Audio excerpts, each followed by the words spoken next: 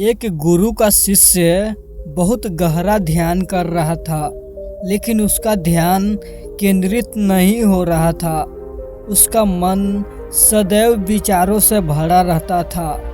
उसने अपने दिमाग को खाली करने की बहुत कोशिश की, लेकिन उसकी सारी कोशिशें नाकाम रही।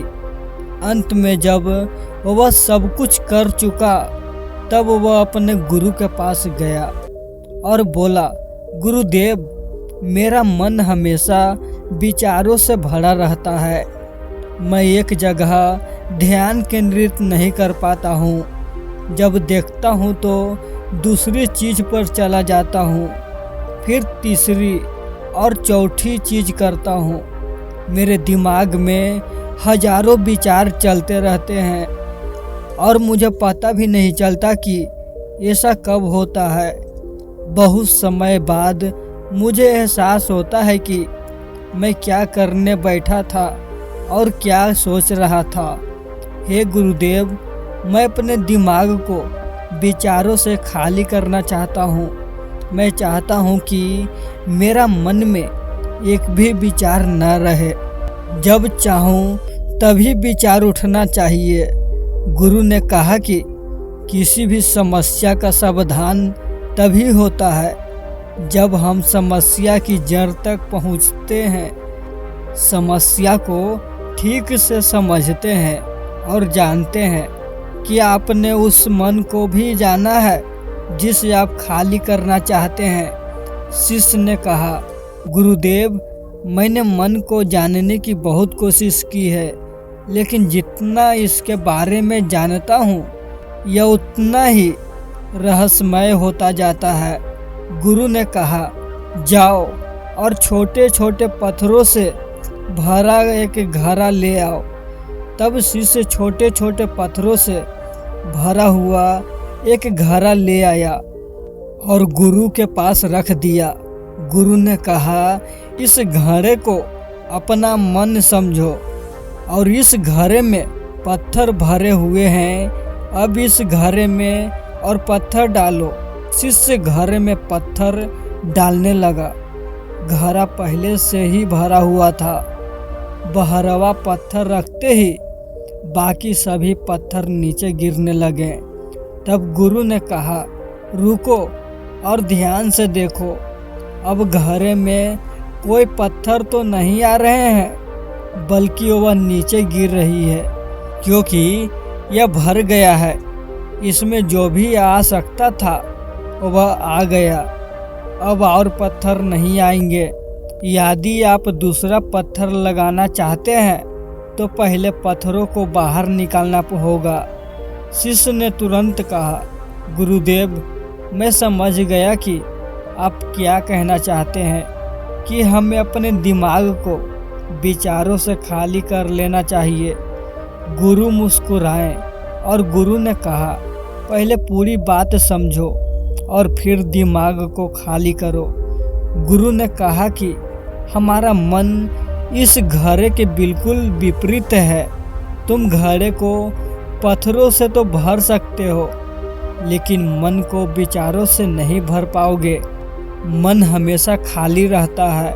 शिष्य ने कहा, गुरुदेव, मुझे कुछ समझ नहीं आ रहा है।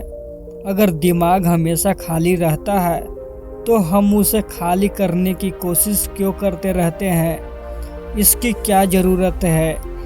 गुरु ने कहा, इस घड़े में एक एक करके सारे पत्थर निकालो। शिष्य ने वैसा ही किया और घड़े से एक एक पत्थर निकालता रहा और अंत में घड़ा खाली हो गया। गुरु ने कहा, देखो, तुमने एक एक पत्थर निकाला, यह घड़ा खाली हो गया। अब आप इस घड़े में कोई भी पत्थर डाल सकते हैं, दूसरा पत्थर डाल सकते हैं, या फिर वही पत्थर दोबारा डाल सकते हैं। आप इसे आधा भर सकते हैं या फिर पूरा भर सकते हैं। शिष्य ने कहा, गुरुदेव, मैं भी ऐसा ही हूँ। मैं बता रहा हूँ कि मन को खाली करना है, ये तो पत्थर है इन्हें आसानी से निकाला जा सकता है और घड़ा खाली किया जा सकता है, लेकिन मैं अपने मन को कैसे खाली करूं? गुरु ने कहा, इस खाली घड़े में एक पत्थर डालो और 2 पत्थर निकाल लो। शिष्य ने यह कहा, ऐसा कैसे हो सकता है कि जब इस घड़े में एक पत्थर होगा तो एक ही पत्थर निकलेगा, फिर 2 पत्थर कैसे निकाल सकते हैं? गुरु ने कहा, चलो ऐसा करो, इस घड़े में 2 पत्थर डालो और 4 पत्थर निकाल लो। शिष्य ने कहा, गुरुदेव, यह कैसे संभव हो सकता है? ये कोई चमत्कारी बर्तन नहीं है कि 1 डालो तो 2 निकालो, 2 डालो तो 4। गुरु ने कहा, यह घड़ा चमत्कारी नहीं है, लेकिन तुम्हारा घड़ा यानी तुम्हारा मन चमत्कारी है। यदि आप इसमें एक विचार निकालेंगे तो इसके पीछे 2 विचार होंगे। जब आप उन 2 विचारों को पकड़ते हैं तो उनके पीछे 4 विचार उभर आते हैं और वह खाली नहीं रहता। यह मन का भ्रम है कि सब कुछ है, लेकिन कुछ भी नहीं है। शिष्य ने कहा, गुरुदेव, आप जो कह रहे हैं वह मैं समझ गया, लेकिन क्या मैं हमेशा अपने विचारों के जाल में फंसा रहूँगा? क्या मन के भ्रम से बाहर निकलने का कोई रास्ता है? बिल्कुल नहीं। और जब आप उन 4 विचारों को पकड़ते हैं तो उनके पीछे 16 विचार उभरते हैं, और ऐसा करने से विचारों की एक लंबी श्रृंखला बन जाती है और आप कहीं नहीं रुकते। एक के बाद दूसरे विचार को पकड़ते चले जाते हैं। यह मिट्टी का घड़ा पत्थरों के घड़े के समान है, भरा रहेगा, लेकिन आपका मन कभी नहीं भरता, वह हमेशा खाली ही रहता है। हमारा दिमाग भी एक विचार के बाद हमारे लिए हजारों विकल्प खोल देता है और हम एक मुख्य विचार को छोड़कर उन हजारों विकल्पों में फंस जाते हैं। शिष्य ने कहा, मैं आपकी बात अच्छी तरह समझ गया हूँ, लेकिन अब मुझे क्या करना चाहिए? मेरा मार्गदर्शन करें। गुरु ने कहा, मन के जाल में मत उलझो, मन को खाली करने की कोशिश मत करो, अपना ध्यान इकट्ठा करो, एकाग्रता लाओ। जो भी कर रहे हो उसे अंतिम मान कर करो। ऐसा करो कि बाद में इसमें आपको कुछ भी करने की ज़रूरत नहीं है। और जब आप किसी दूसरे विचार पर काम करते हैं तो बस उसी पर काम करें, कोई दूसरा विचार नहीं। मन के भ्रम से बाहर निकलना इतना आसान नहीं है, लेकिन अभ्यास सब कुछ कर सकता है। शिष्य ने कहा, गुरुदेव, मैं भी ऐसा ही करूँगा। यह समझाने के लिए आपका बहुत बहुत धन्यवाद। हम सभी अपने दिमाग को खाली करने की कोशिश करते हैं, मन में उठते बैठते विचारों से परेशान रहते हैं। हम चाहते हैं कि ये विचार कहीं चली जाए और हम शांत हो जाएं, लेकिन जितना हम इन विचारों से दूर भागते हैं, हम विचारों का उपयोग करते हैं कि वे हमें शांत करते हैं और वे आपके उन्हीं विचारों से जुड़े होते हैं जिन्हें आप छोड़ना चाहते हैं। इसीलिए विचार इतनी शक्तिशाली है। जब आप सोचना ही नहीं चाहते हैं तो आप शांत रह सकते हैं। यह तभी संभव है जब आप शांत रहने की कोशिश करना बंद कर देते हैं और अपनी समस्या को हल करने पर ध्यान दें। ध्यान केंद्रित करें और समझे कि चिंता करने से नहीं बल्कि सोचने से समाधान मिलता है। गुरु ने कहा, इस मिट्टी के बर्तन को पत्थरों से आधा भर दो। शिष्य ने वैसा ही किया।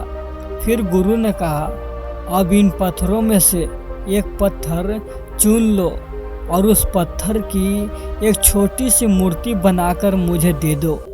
मैं जानता हूँ कि तुम एक अच्छे कलाकार हो।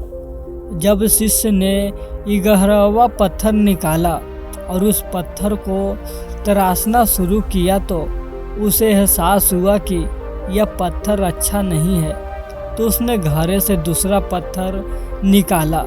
उसे वह पत्थर भी पसंद नहीं आया। फिर उसने तीसरा पत्थर निकाला, उसका रंग उसे पसंद नहीं आया।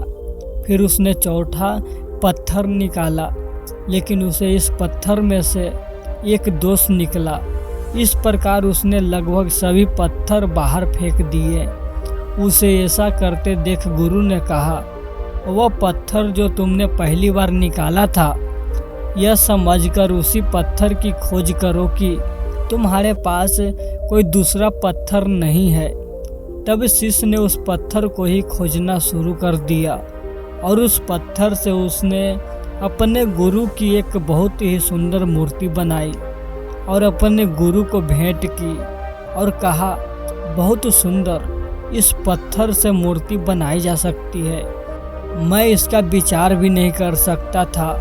गुरु ने कहा कि जब कोई दूसरा विकल्प नहीं है तो हम अपनी सारी ऊर्जा उसमें लगा देते हैं और उसे सर्वश्रेष्ठ बनाते हैं। जब कोई दूसरा विकल्प है तो हम सिर्फ पत्थर चुनते रहते हैं। मान लीजिए कि मूर्ति नहीं बनाई गई है। दोस्तों, आज की यह कहानी आपको कैसी लगी और इस कहानी से आपको और क्या सीखने को मिला, कृपया यह भी हमें कमेंट करके बताइए। साथ ही अगर आपको एक कहानी पसंद आई है और ये आपके लिए उपयोगी लगी है तो इसे अपने दोस्तों के साथ ज़रूर शेयर करें। ऐसे ही मोटिवेशनल स्टोरी सुनने के लिए डिल्लो रानी दर्पण को ज़रूर सब्सक्राइब कीजिए। धन्यवाद।